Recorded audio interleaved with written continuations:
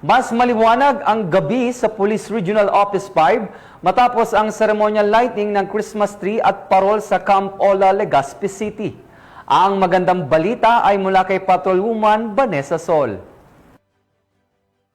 Patuloy ng diwa ng pagkakaisa at malasakit ngayong Kapaskuhan, isang makulay at makabuluhang aktibidad ang isinagawa sa Camp Brigadier General Simeon A. Ola sa Legazpi City, Albay. Makulay na liwanag at masayang himig ng Pasko ang bumalot sa Camp Ola sa ginanap na ceremonial lighting of Christmas tree, lanterns, and lights nitong gabi. Pinangunahan ng mga opisyal ng Police Regional Office 5 ang sabay-sabay na pag-iilaw ng napakalaking Christmas tree at mga parol na nakapalamuti sa loob ng kampo. Simbolo ng pag-asa, pagkakaisa at patuloy na serbisyo ng kapulisan sa komunidad. Sa pamamagitan ng makbuluhang seremonyang ito, layunin ng Police Regional Office 5 na palakasin ang diwa ng komunidad at iparamdam sa bawat Bicolano na ang kapulisan ay kaisa nila sa mga ligtas at mas maliwanag na pagdiriwang ng Pasko.